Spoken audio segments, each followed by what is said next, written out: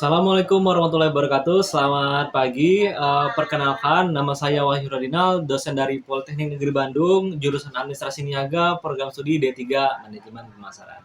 Spesialisasi saya mengajar di konsentrasi pemasaran dan biasanya saya mengajar manajemen pemasaran jasa, kemudian riset pemasaran, konten visual, dan beberapa mata kuliah project lainnya. Pada pertemuan hari ini, saya akan menjelaskan metode pembelajaran saya dengan menggunakan DIA, Delivery, Interaction, and Assessment. Ini akan saya terapkan pada mata kuliah riset pemasaran pada program studi D3 Manajemen Pemasaran dengan bobot 2 SKS.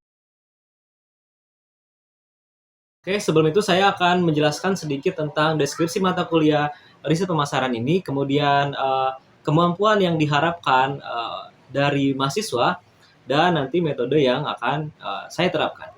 Mata kuliah riset pemasaran ini memberikan pemahaman kepada mahasiswa tentang bagaimana membuat proposal penelitian yang dimulai dari identifikasi masalah, kemudian membuat proposal. Di proposal itu ada latar belakang masalah, literatur review, membuat metode, hasil penelitian, dan rekomendasi bagi berbagai pihak yang membutuhkan laporan riset pemasaran. Mata kuliah ini bermanfaat bagi mahasiswa sebelum mereka memulai menulis tugas akhir. Jadi di sini mereka mendapatkan pemahaman bagaimana membuat laporan dan mempresentasikan hasil dari riset pemasaran, dan itu sangat bermanfaat bagi mahasiswa sebelum menulis tugas akhir.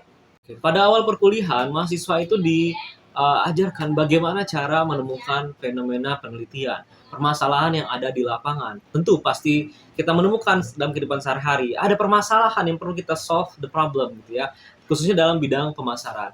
Misalnya saat ini sudah banyak orang menggunakan AI dalam berbagai bidang, ya, khususnya dalam pemasaran. Orang banyak memanfaatkan AI dalam membuat media pemasaran. Nah, terkait dengan fenomena-fenomena itu, mahasiswa diajarkan bagaimana fenomena ini bisa dikemas, ya, dikemas dengan baik menjadi temuan yang bermanfaat. Nah, tentu dari awal harus bisa menemukan fenomena penelitian. Kemudian setelah mereka menemukan fenomena penelitian, mereka akan mengkaitkan, ya, menghubungkan fenomena tersebut dengan teori yang ada, ya, teori yang ada dalam riset pemasaran. Nah, untuk menyelesaikan fenomena tersebut, teori apa yang bisa digunakan, gitu, kemudian teori bisa digunakan untuk menyelesaikan masalah tersebut.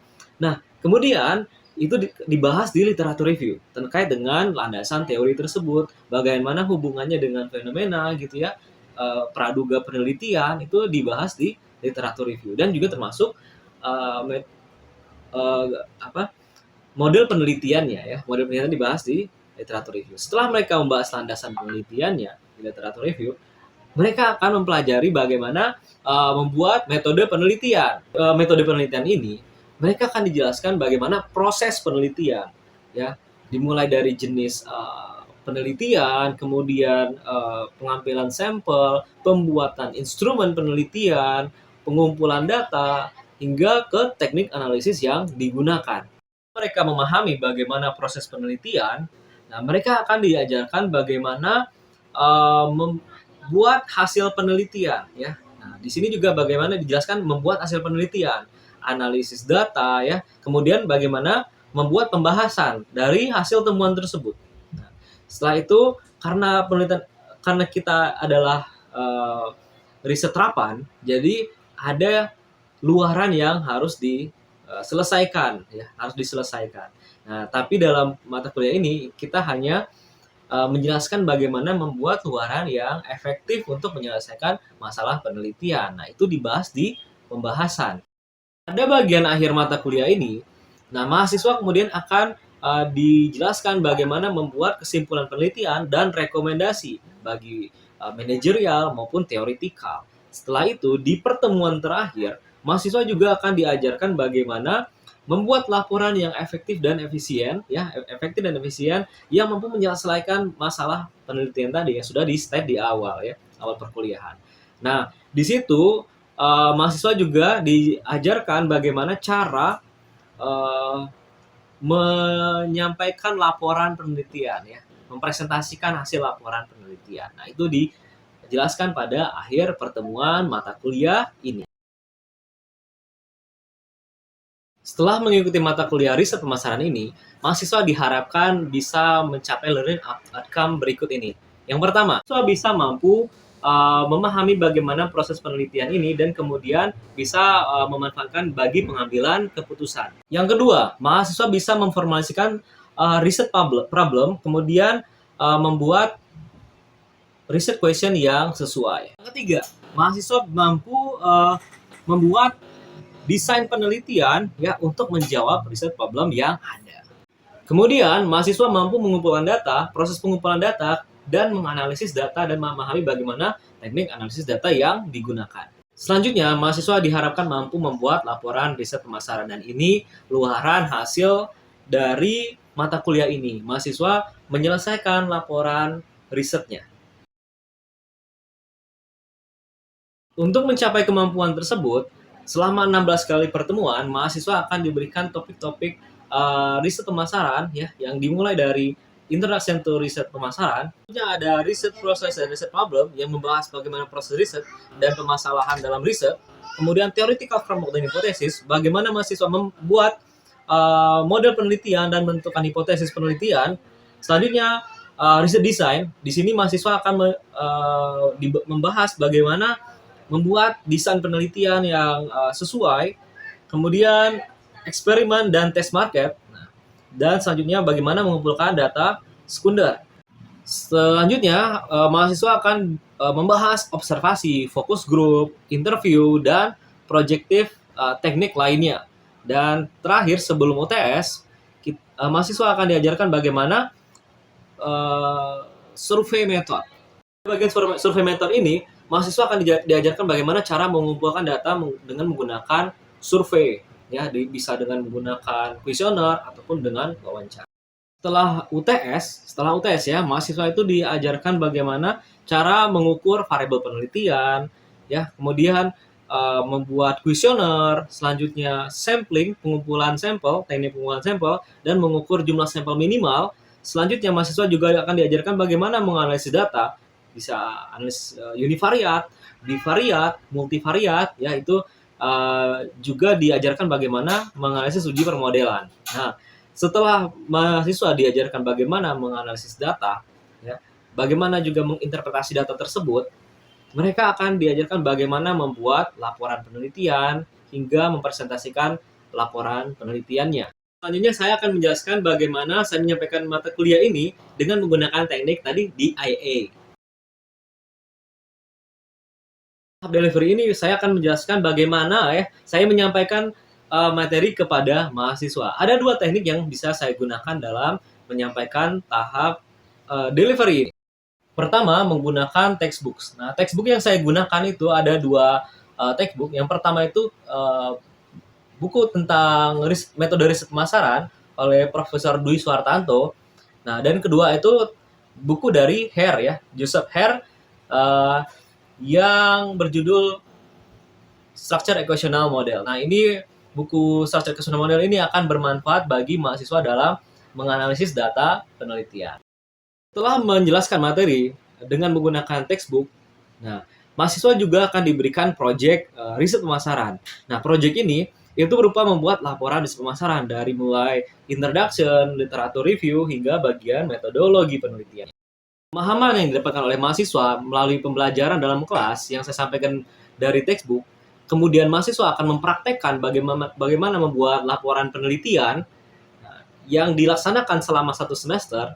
Nah, ini diharapkan mahasiswa itu bisa memahami dan membuat laporan itu dengan baik. Nah, ini sudah diterapkan sebelum-sebelumnya dan itu berhasil, sehingga laporan mahasiswa itu bisa juga digunakan bagi mahasiswa untuk membuat tugas akhir. Bahkan beberapa mahasiswa yang saya bimbing itu bisa mempublikasikan hasil dari laporannya ke jurnal-jurnal yang bagus di terindeks Sinta. Kemudian bahkan ada yang jurnal terindeks Scopus. Nah, ini hasil karya mahasiswa yang bisa dipublikasikan, teman-teman ya. Bisa dipublikasikan dengan metode yang diterapkan pada mata kuliah riset pemasaran ini. Selain perkuliahan dengan tatap muka, baik itu secara langsung di kelas ataupun melalui online, via Google Meet ataupun via Zoom. Nah, interaksi saya dengan mahasiswa itu juga dilakukan di WhatsApp group. Nah, jadi pasti permasalahan penelitian itu muncul bisa beberapa hari setelah materi yang disampaikan ya. Nah, mereka bebas bertanya di WhatsApp grup terkait dengan permasalahan penelitian yang mereka temukan. Mata kuliah ini ada kelas teori dan kelas praktek, penyampaian materi dan praktek membuat laporan penelitian. Nah, itu dilaksanakan satu kali pertemuan satu minggu itu kelas teori dan satu kali pertemuan itu dalam kelas praktek. Nah, di sini mahasiswa bebas menyampaikan apa kendala mereka di kelas teori maupun kelas praktek, tidak terpatok ya kelas teori hanya teori, praktik hanya praktek, tidak. Jadi mereka bisa bertanya, berinteraksi bagaimana proses penelitian yang dilakukan, yang dikerjakan saat itu, masalah yang ditemukan, bisa pada kelas yang berbeda ini, teori dan praktek. Selain itu, saya juga memberikan rekaman video kepada mahasiswa untuk mengulangi materi yang dianggap sulit. Jadi ada beberapa chapter yang menurut saya itu perlu pengulangan bagi mahasiswa untuk memahaminya. Kadang sewaktu di kelas mereka tidak bisa memahami, mereka bisa mempelajarinya melalui video yang saya sampaikan. Nah, itu bisa diakses melalui YouTube. Nah, channel YouTube-nya bisa dicek di atas ini.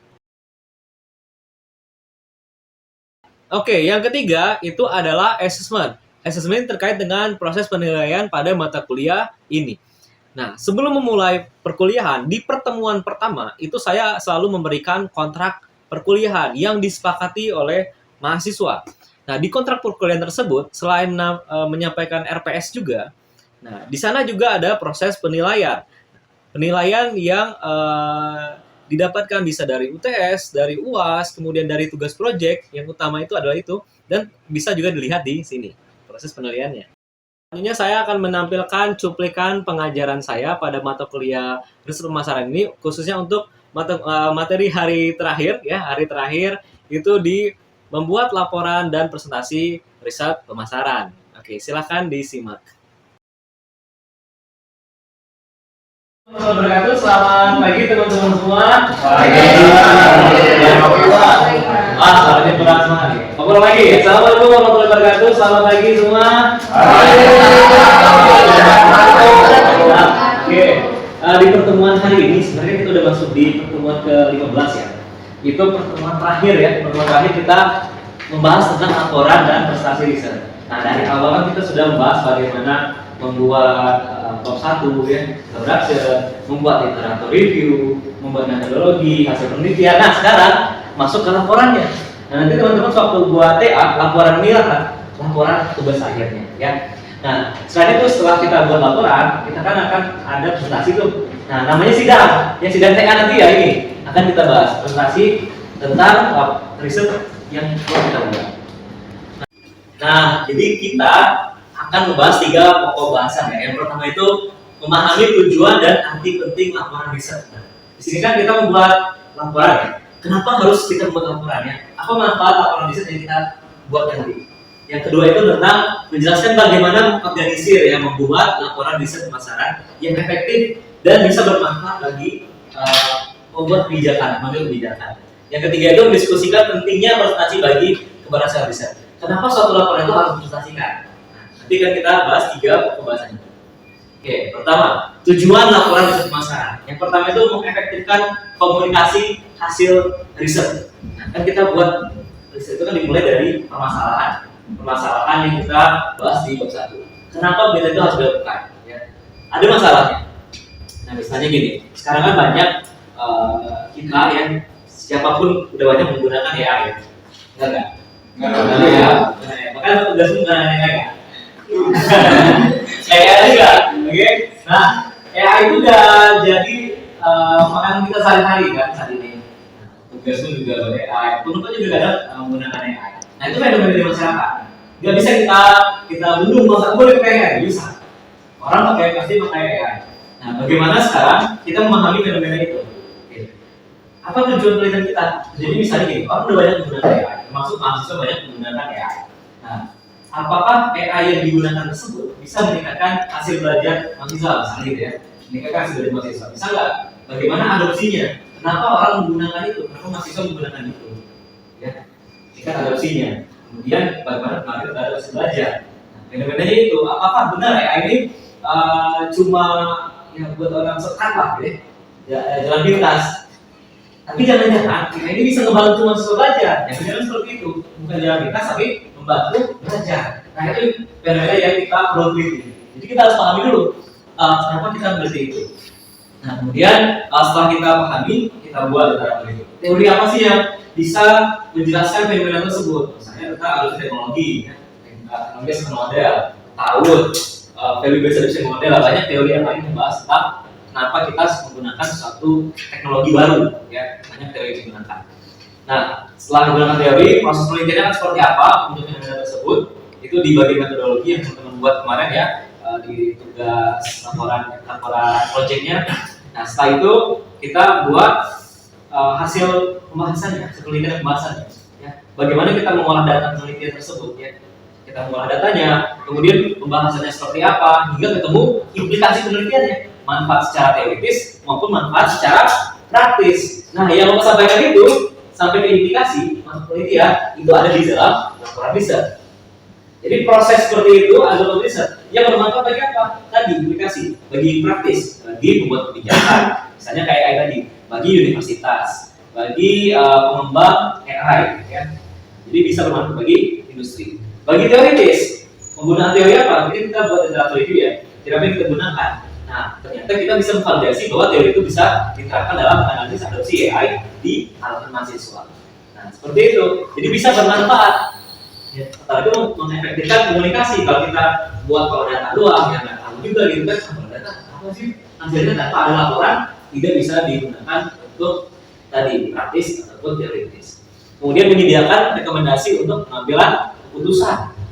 Nah, tadi pengambilan keputusan manfaatnya AI itu bagi kampus seperti apa? Oh ternyata kampus itu harus membuat regulasi misalnya penggunaan AI itu sebatas mana, kemudian apa-apa aja yang dibolehkan, apa aja yang tidak dibolehkan, itu bisa bermanfaat ya bagi kampus. Itu bagi pengambil keputusan saatnya kampus. Bagi pengembang aplikasi, nah aplikasi AI seperti apa yang bermanfaat bagi mahasiswa untuk meningkatkan belajarnya, itu bisa dikembangkan. Yang ketiga, menunjukkan kredibilitas riset. Nah ini banyak kita akui ya di Indonesia itu banyak riset yang bagus, banyak ya. Tapi lebih banyak lagi riset yang sekedarnya aja. Nah, kalau teman melihat ya, banyak di jurnal-jurnal yang mungkin kita ya, di jurnal-jurnal nasional itu ya pengaruh ini, pengaruh itu, pengaruh ya sebatas pengaruh kalau membaca artikelnya ya, sampai diskusi aja sebatas pengaruh aja. Nah, di sini kalau misalnya kita hanya menganalisis pengaruh ya, apa manfaatnya bagi keilmuan, bagi pembuat kebijakan. Nah, jadi misalnya kita menggunakan pengaruh boleh, misalnya menggunakan value based adoption model, ya. Menggunakan teknologi seperti model. Orang menggunakan teknologi karena ada manfaat sama mudah digunakan. Simpelnya seperti itu. Jadi dua variabel sebagai variabel utama dalam teknologi sistem model. Nah, kalau hanya pengaruh ya, itu ya kedua variabel tadi pengaruh ke niat menggunakan AI. Tapi kalau kita ngambil sisi lain, teknologi apa sih bermanfaat? AI seperti apa sih bermanfaat? Ya. Jadi kita tahu indikator-indikatornya. Oh AI bermanfaat itu yang seperti ini. Yang mudah digunakan itu seperti apa sih? Ini. Jadi bukan hanya pengaruh aja. Jadi ada sesuatu di balik itu, manfaat di balik itu ya, aplikasi di balik itu. Kemudian referensi pengambilan keputusan di masa yang akan datang. Jelas ya, karena kita buat laporan bermanfaat bagi industri, kedepannya apakah mengambil keputusan itu akan menggunakan laporan kita gitu ya. Bisa perusahaan kan laporan riset pasarnya apakah dimanfaatkan atau tidak depannya. Kalau misalnya bermanfaat itu akan digunakan. Contohnya senior kalian tuh ada siapa ya, siapa Pak pasti lupa mana namanya. Atau nguji dulu dia TA-nya di anak perusahaan Pertamina. Tugas akhirnya di anak perusahaan Pertamina, magangnya pun di sana. Nah, ternyata tugas akhirnya itu bermanfaat bagi perusahaan. Langsung banyak proyek yang tembus di sana, tembus proyeknya. Nah, setelah itu karena banyak proyek yang tembus, karena laporan tugas akhirnya itu dan magangnya juga ya sudah langsung direkrut dia.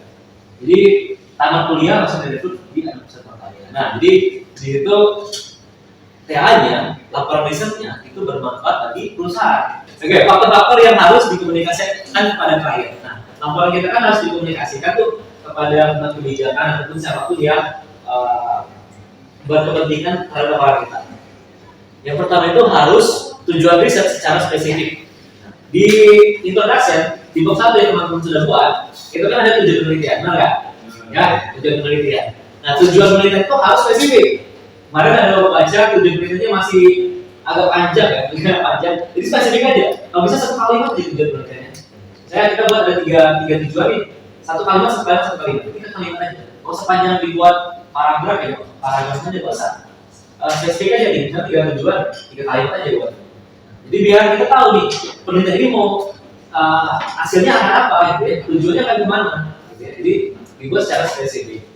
Kemudian pertanyaan-pertanyaan riset, atau riset question yang dicoba untuk dicari jawabannya. Biasanya tujuan itu akan sejalan dengan riset question. Riset question itu rumusan masalah ya, pertanyaan penelitian. Kalau tujuan itu dalam bentuk pertanyaan, kalau riset question itu dalam bentuk pernyataan. Nah, misalnya gini, tujuan penelitian ini untuk membuktikan model TAM dalam adopsi AI.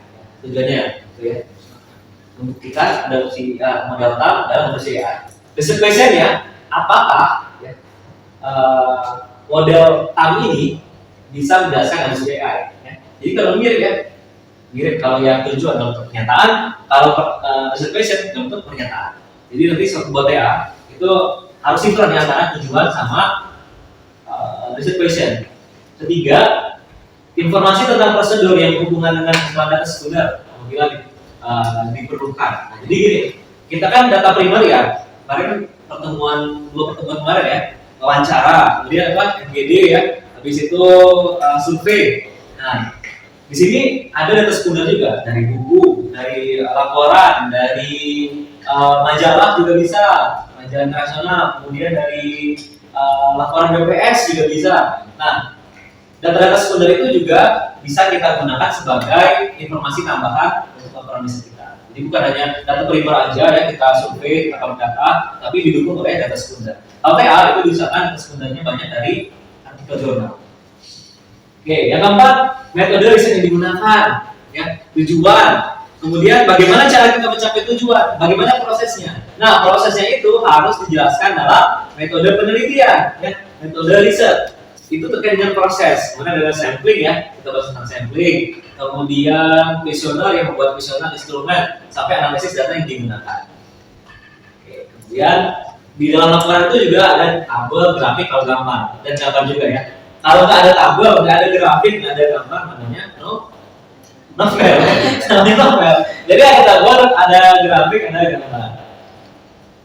Kemudian pemaknaan dan presentasi temuan yang murah. Jadi ini udah kita bahas, kemudian bagaimana agar laporan ini bisa bermanfaat. Nah, tentu dengan pemaknaannya, pemaknaan dari temuan kita.